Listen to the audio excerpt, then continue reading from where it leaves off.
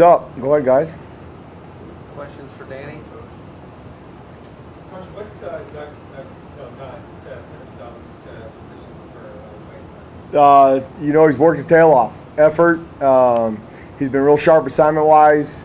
Doug's done a really good job. I mean, he's super athletic. He's a big kid. He's 6'4". He can run around really well. He's quick on his inside stunts, and he's just done a really good job of through spring and summer of working out and putting himself in a position to get reps. And when he's had opportunities at reps, he's made plays. So that young man, give him a lot of credit, because when we first came in here and we're identifying guys, he wasn't one at the top of the list, and he's worked his way all the way up there. So it's been just a great job of hard work. You have a pretty young linebacker group. Malik will all play like expected. Yeah, you know, Malik is probably, it's funny right now, the guys you watch out there practicing, he's the veteran with about 12 snaps under his belt. So, I mean, that goes to tell you a little bit about our depth at linebacker. We don't have a lot of guys returning that have played. You saw Karan out there a little bit today. I mean, he's getting better. Outside of that, we've got a bunch of talented guys that haven't played a lot. So usually good football teams make a lot of improvement between week 1 and week 2. Hopefully we'll be pretty sharp week 1, and we'll see where that takes us. But I'm excited to see those guys get out there and play a real football game and see what we can do. Coach, what about the headaches that were the secondary last season? How far along have they come, and are they ready for Saturday? You know, over the last 2 weeks, the assignments have drastically improved. The easiest way to get beat is to give up big plays because you're not in the right spot. And the guys that we have out there, I mean, that's probably, it sounds funny, the outside, the 2 corners, Kobe and Chase, are our most experienced guys on defense with Rennell and George. The inside guys, DeMonte's played some, nobody else has. I mean, Jalen came over from offense. Daz played last year, but he's in a completely different role than he was before. Langston's never played before. You got a Shari Croswell out there who's never played before. Joey Bryant, who got hurt last year. So inside at the safety position, we're just like we are at linebacker. Not a whole lot of depth as far as guys that are experienced. But we got some guys that can make plays, and we think they can cover. So the most important thing, especially going against spread, now UTSA is not considered a spread team, but when we get into the conference, we're playing all those spread teams, we got to be able to tackle in the secondary. And we'll see on Saturday how well these guys tackle. The best thing is the thing that they're learning, that if they miss, they're missing in the right spot. And if we play as hard as we expect, we'll have 2 or 3 guys there to make the tackle if we miss. And I'm excited to see what they do. I mean, we are so untested. We got to play a football game to see where we're at. Stepping to the secondary, can you describe the progression that you've seen Jalen make from the spring into the summer and now as we head towards week 1, just in the overall transition to defense? In the spring, Jalen was one that was relying on his football instincts. He wasn't really sharp in coverages. He didn't really, he was kind of doing his own thing as far as trying to just be a playmaker, which some of those things you like. I mean, but it's our philosophy is that everybody does their 1/11th, and then you have a chance to be successful. His transition from Ranger to Tillman has been really good, and give him some credit. Give him all the credit. He's made the time to come in the room and get some extra work. He takes notes every day. When he makes a mistake, he tries to identify it and not do it again. So assignment-wise, he is far ahead of where he was in the spring. And now he's starting to kind of act like a defensive player, being that he's one of our guys that has played football at this level, albeit on the offensive side. He's being a little bit more of a vocal leader, which we need in the secondary, especially from the Tillman spot. So, I mean, he's made a lot of progress, and I'm excited to see him. And he's a physical kid. I'm excited to see him play. Do you think that his progression is helped by the fact that he has a guy like Chase back there in the secondary who has also made the transition from offense to defense? You know, Chase being a high school running back and now being a defensive back in the next level, at the college level, I think it helped a little bit. I think the communication between those 5 guys in the back end is really, really important. And we've done a lot. We do a walkthrough every single morning. We do some walkthroughs in the afternoon because the most important thing is if all 5 of those guys are on the same page, we have a chance of being successful. If one of those guys is wrong, all of a sudden touchdowns happen. And so, I mean, in our meetings, the 5 of those guys, they're talking to each other, they're calling out. And the thing that we've expressed to them, even if you're just talking your position out loud, you can convince the other guys what they're doing. If somebody's unsure, they know what you're doing because it's a collective whole, then they know what they're doing all of a sudden. So even if you don't know what to say, just say your assignment out loud. And they're starting to figure that out, and then they're starting to echo each other. So that stuff is really cleaned up. Being that those guys are both veterans that have played, I think it helps. And I think Jalen's just a football player. So, I mean, we could tell him to go over and play offense right now, and Coach Likens would give him a route, and he'd run it and catch the ball. So, he'll be fine. What's the biggest unknown that's just kind of keeping you up at night right now? Is it just the inexperience of the young guys?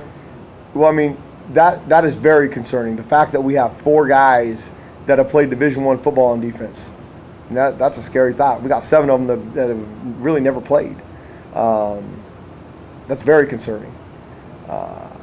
Tackling, that's very concerning. We've done, I mean, we're doing the rugby style stuff, which I think is really good in the secondary. We haven't had a lot of live, I mean, the live tackling that we've done.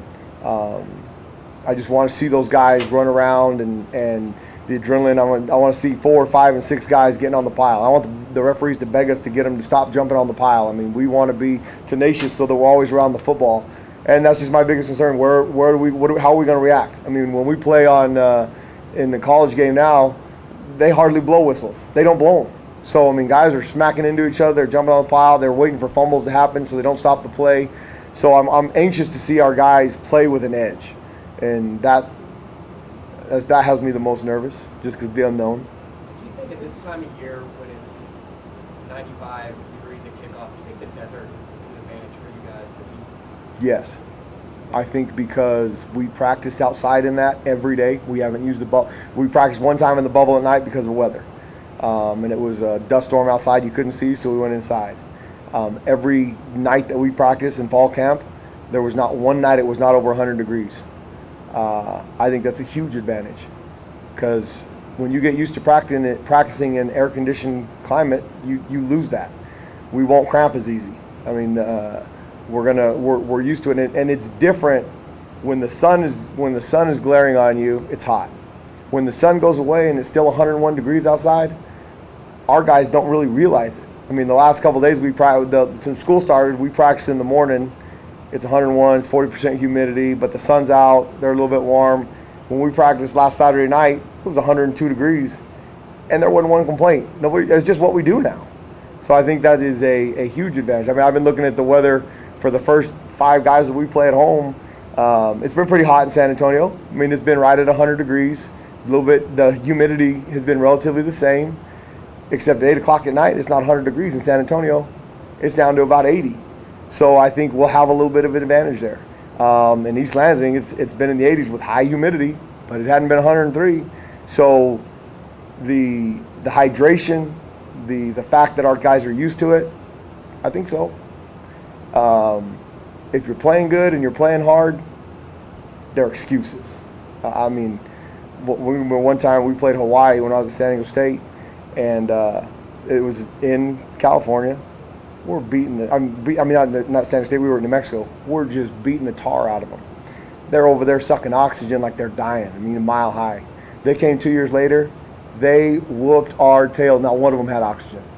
So it's a mindset. I mean, if things are going good, you don't even think about that stuff. If they're not, it's an excuse. Now, if it's a close game, yeah, I think it makes a difference because if we're not cramping, we got all our guys out there, they might not. So I think it's an opportunity that we've had to make our guys tough, and I think it's one of the things we have around here. I mean, I talk about it all the time. Our stuff is so nice; it's too nice. We spoil them. You get soft, and that's one of our chances to make them tough. So I think they've done a good job of that. Not one time have I heard anybody complain about us practices outside. So that's a good sign, because it wasn't that way in the spring. I heard a lot of people talking about how hot it was because they were used to practicing inside. Well, I haven't heard that in a long time, so that's good. Hey, did you anticipate Devontae and Ralph being selected as captains? What do you make of that? You know what? I think that's I mean, there's not a greater honor than your teammates voting you captain. I think those 2 guys have done a phenomenal job. We didn't have DeMonte in the spring, so my interaction with him outside of the meeting room, to his credit, he'd come and visit me just so that he wasn't forgotten with all those other guys getting reps. And when we got back into fall camp and we made some movements around, he came and talked to me again and was like, "Look, Coach, I'm telling you, I need to be up there in the ones. I'm the best one you got." And I said, "Man, I haven't seen you practice 1 rep. I mean, go make a play." Well, that first practice, he made 4 or 5 of them. The next day, he's starting. So not a surprise that he has that kind of confidence. The guys believe in him. I think Rennell is, if Rennell plays up to his ability and matures the way that I think he has, he could be dominant. He could be one of the best nose guards in the country. Rennell's big deal over the last 3 years, when he goes up against somebody really, really good, he plays really, really good. When he goes up somebody that's not as good as him, he disappears. I told him, I said, don't be average. Don't let a guy that's not as good as you play with you. And if his mind is right, if he does it physically, he could be darn special. So, like, not a surprise that those guys chose them too. And it's a great honor. Coach, where do you feel like the ceiling is for your defensive line as a whole, especially talking about Rennell Wren and also the addition of Darius Slade? You know, I think those guys are. We've got some talent up front in the D line. We're deep. It's the deepest position we are, and those guys are going to play 7 or 8 of them. They're going to play a lot. I mean, it's going to be like musical chairs. People are going to be tired of seeing those guys running in and out of the game. But in my opinion, if we can condition those guys to play 40 or 50 plays at our pace, they're going to be really good. And when we get down into crunch time, the best ones go. So if there's a little bit, like at nose, I think Rennell and George are a great tandem. I mean, those two guys that have played a lot of football, and they both do a really good job. So when Rennell comes out and George goes in, you don't get a significant drop-off. I think Jalen is a little bit ahead on his side of Hoyt and Slade, and then Shannon on the other side, and Doug. They're pretty equal. So when those guys are rotating, it doesn't bother me to have any of the 3 in there up front, because I have confidence that they're going to be able to do their assignment and play their job and be productive. And then when we get down to the crunch time, we'll put the best 3 in that have played the best so far, and see what they can do. But I think our D-line, I think they have a chance to do a lot of really good things. And like I said, if we can get them to play 40 to 50 plays in a good rotation, I think they'll be really good. Jeff? When you think about the progression at San Diego State, where would you put this defense the best you can right now on that scale? You know, it's hard to compare, because at San Diego State, when I got there in 2011, we changed the scheme a little bit to more of what we were doing at New Mexico, and it was a pretty drastic change from the year before. And it's the thing that the guys got to get used to is I mean, we're not a gap control scheme. We cancel gaps, so we cancel gap with movement. So they've got to be sharp on their block reaction, and that takes a little bit the most time of getting used to. They've done a good job with that stuff in practice, but now when we play on Saturday, it's going to be live bullets. Those things are going to be coming full speed. It's going to be somebody's coming from a look that they haven't seen our guys. I mean, we've been going up against our offense now for about 40 practices since spring ball.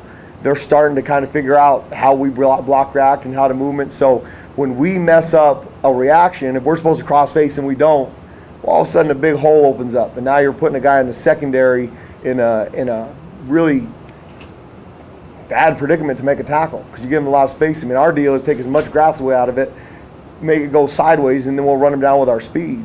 So when you don't make a block reaction the correct way and a big hole opens up, that's where you see the improvement. When those guys are doing those things right, it makes it really hard for an offense, because all of a sudden they're zone blocking.